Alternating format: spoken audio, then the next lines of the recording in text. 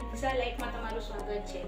આજે હું એક મારી નવી રેસીપી લઈને આવી રહી છું, જે કહેવાય આપણે આલુ પરોઠા। પણ આલુ પરોઠા પણ આપણે બાઇટિંગના સ્વરૂપમાં, એકદમ મિની આલુ પરોઠા। એની રીત પણ થોડીક જુદી છે। તમે જોઈ શકો છો કે મેં આજે એક મોટી જાડા તળિયાવાળી પેન લીધી છે, એમાં મેં 3 ચમચી જેટલું તેલ મૂક્યું છે।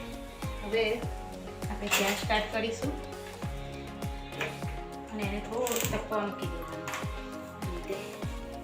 આપણું તેલ ગરમ થઈ ગયું છે।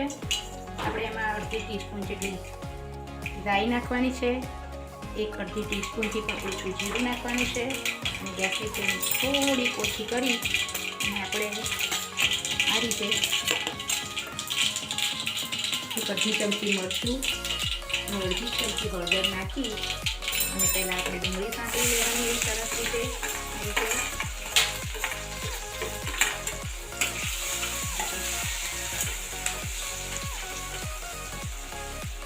સમારીને રાખી હતી મેં એક જ નાની ડુંગળી લીધી છે। થોડી કરી સરસ રીતે સાંતળવા દેવાની।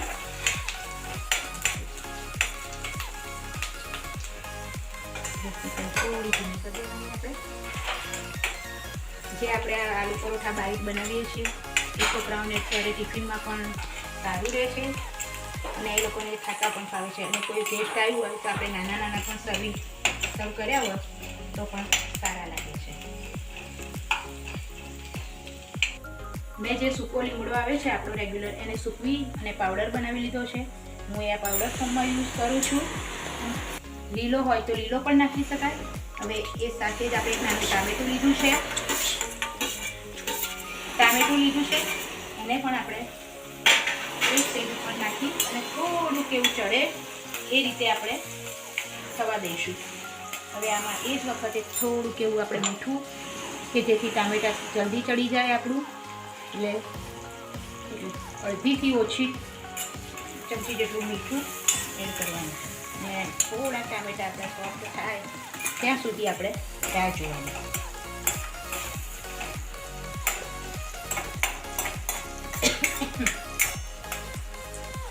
આપણે જોઈ રહ્યા જોરથી બોલજો। આપણે જોઈ રહ્યા છીએ કે 5 જ મિનિટમાં ટામેટા એકદમ સોફ્ટ થઈ ગયા છે અને સરસ રીતે ડુંગળી પણ ચડી ગઈ છે। હવે એ સ્ટેજ ઉપર જો મેં 2 બટાકા લીધા હતા, 3 બટાકા મોટી સાઈઝના, એને આ રીતે બાફી અને સરસ રીતે મેં મેશરથી મેશ કરી લીધા છે। હવે એ સ્ટેજ ઉપર આપણે એને આમ ભરી દઈશું અહીંયા આ રીતે, અને સાથે સાથે આપણે મસાલો બી કરી દઈશું। અડધી ચમચી મીઠું આપણે પહેલાં નાખ્યું હતું એટલે અત્યારે થોડું કેવું જ નાખવાનું, અડધી ચમચીથી જેટલું, પછી અડધીથી પણ ઓછી ચમચી જેટલું હળદર,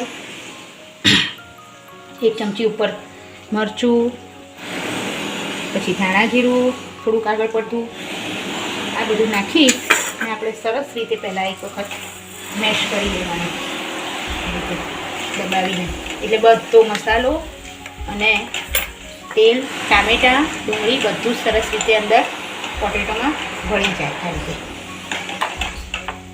સેટ કરવાનું, સરસ રીતે ધીમે ધીમે દબાવવાનું। આનો ટેસ્ટ આ રીતે બનાવ્યું હશે, એનો બહુ સરસ આવે છે।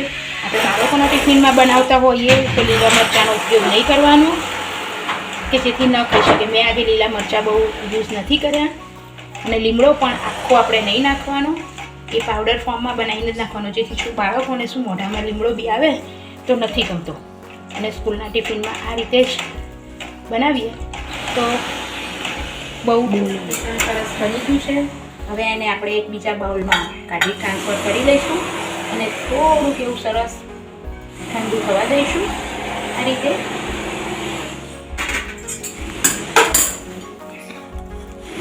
ઠંડુ થવા દેવાનું। મસાલો એકદમ રેડી છે આલુ પરોઠાનો, તમે જોઈ શકો છો એની રંગત પણ એટલી સરસ છે। આપણે એના ઉપર થોડી કોથમીર સ્પ્રિંકલ કરી દઈશું અને સાથે સાથે એને સાઈડમાં મૂકી અને આપણે જે આલુ પરોઠાનો લોટ છે એ મેં ઘઉંનો જ 1 વાટકી જેટલો લોટ લીધો છે, એમાં આપણે જોઈતું થોડું મીઠું એડ કરી દઈશું આ રીતે, અને 1 ટીસ્પૂન જેટલું તેલ નાખી અને મીડિયમ કન્સિસ્ટન્સીનો લોટ બાંધવાનો, કે આપણે બહુ એવો રોટલી જેવો ઢીલો કે બહુ ભાખરી જેવો કઠણ લોટ નથી બાંધવાનો, એને સરસ મીડિયમ લોટ બાંધવાનો છે. હું તમને બાંધી અને પછી બતાવું છું. આપણો લોટ બાંધીને તૈયાર છે કે જોઈ શકાય છે કે એકદમ ઢીલો પણ આપણે નથી બાંધ્યો ને એકદમ કઠણ પણ નહીં. એમાં મેં 1 નાની ટીસ્પૂન જેટલું જીરું એડ કર્યું હતું. હવે એનો આપણે આ રીતે એક થોડોક એવો સાઈઝમાં મોટો લુવો લેવાનો, આ રીતે અને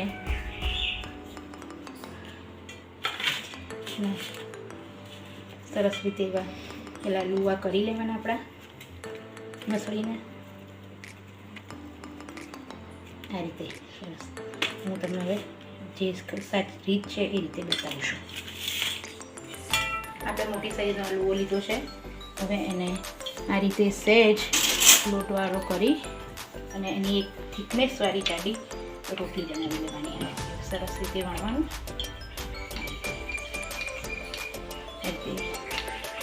એની થિકનેસ પણ તમને બતાવું છું કે આ રીતે આટલી થિકનેસ રાખવાની. અને પછી આપણું જે બેટર છે આ રીતે સરસ એવું એને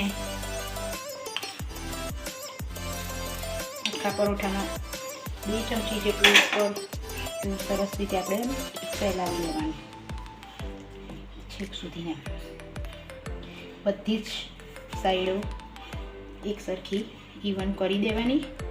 તે ખસેટું થોડું દૂર લઈ જવાનું.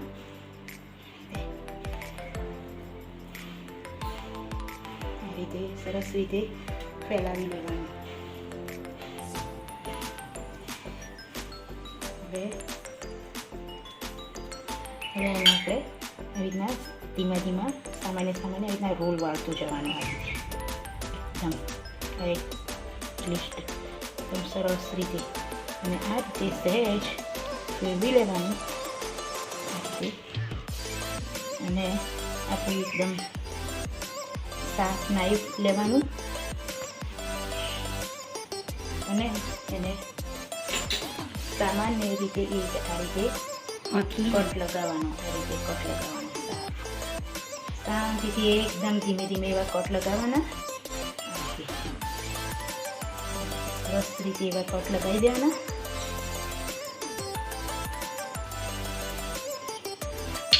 જે આપણે આ રીતે જે બાઇટિંગ બની ગઈ આ રીતે બધા જ પહેલાં બનાવી લેવાના. આવી રીતના સરસ રીતે દબાઈ અને તમે જોઈ શકો છો કે આવી રીતના આ રીતે સરસ એવા બનાવી દેવાના. એકદમ મસ્ત કોઈ રોલ પર મેં નોનસ્ટિકનું પેન ચડાવી દીધું છે. એને સામાન્ય તપે એટલે આ રીતે આપણા બધા જ બાઇટિંગ એક સરસ રીતે ગોઠવી દેવાના. આ રીતે તમે જેટલા બનાવી અને ગોઠવી શકો એટલા બધા જ આપણે પહેલાં ગોઠવી દેવાના એકમાં છે. અને થોડાક એને શાંતિથી સીજવા દેશું. પછી જ એને પલટાવવાનું. આલુ પરોઠા બાઇટિંગ છે એ એક બાજુથી આવી રીતના પિંક કલરના જેવા સરસ રીતે શેકાઈ ગયા છે. એની આપણે સામાન્ય રીતે સાચવી અને એને આ રીતે પલટી દઈએ.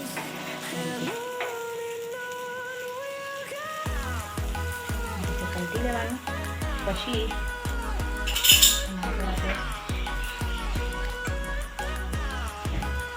તેલ મૂકી દેવાનું અને તેલમાં પછી આપણે સામાન્ય તળી દેવાનું. આ રીતે તળી ઉતારી દેવાનું. જ્યાં તમે સાઈડ તેલ ઓછું છે તેની સાઈડ આપણે આજુબાજુ પણ રેડવાનું છે. નીચેથી પણ સરસ એવા સીધી જાય એ રીતે આપણે બધાને થોડાક એવા આઘા પાછા કરવાના સાઈડોમાં અને આ રીતે સાઈડોમાં પણ આવી રીતે ફાવે એ રીતે શેકી લેવાના. ઊભા કરી ત્યાં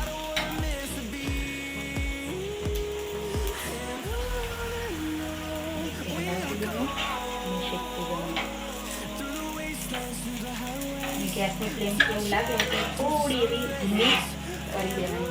આપણા બધા જ આલુ પરોઠા બાઈટ એકદમ સરસ રીતે શેકાઈ જાય. પિંક કલરના મસ્ત કોઈ દૂધ શેકાઈ જશે. આ આ રીતે આપણે બીજા આપણા આલુ પરોઠા બાઈટ એકદમ પિંક કલરના શેકાઈ અને મસ્ત કોઈ આપણે તૈયાર છે. તમે જોઈ શકો છો આ રીતે ક્રિસ્પી અને સરસ એવા પિંક કલરના બાઈટ આપણા રેડી છે. તમે જોઈ શકો છો કે આને આપણે ચા કોફી કે સોસ કે કોઈ બી વસ્તુ એની સાથે આપણે સર્વ કરી શકીએ છીએ. આ રીતે